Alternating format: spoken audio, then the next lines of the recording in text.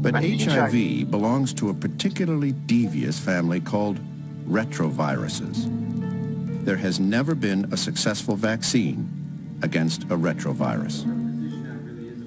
And many scientists are beginning to believe that a vaccine against AIDS may be impossible to make and too dangerous to test.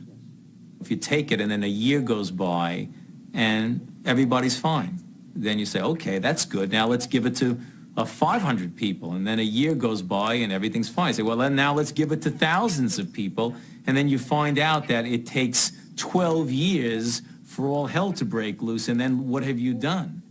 It's been an enormous struggle. So I've just shown you guys a tiny section of this documentary here called Surviving AIDS Documentary, The Key of Surviving AIDS, HIV. If you guys want to watch the whole documentary, it's up to you guys.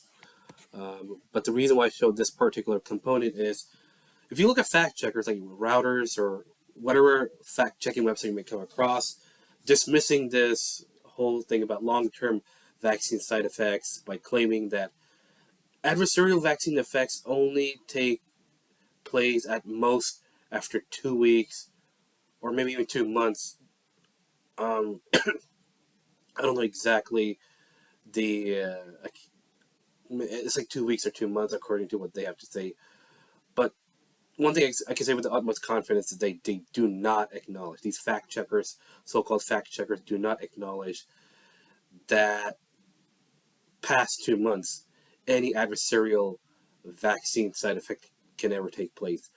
But we just heard from Dr. Fauci that a novel vaccine introduced has the potential of causing all hell to break loose even 12 years after the vaccination has taken place. To say that long-term vaccine side effects are impossible, like, what is your evidence for that? I mean, Dr. Fauci clearly is debunking this from this documentary that has been uploaded on this channel in 2016. However, I believe that the documentary in and of itself is a lot older because Dr. Fauci looks a lot more younger in this documentary than he does now. But and if I recall correctly, even before the pandemic, when I was doing some vaccine research, I came across studies that showed how vaccine adverse effects can take place 5 to 10 years after vaccination.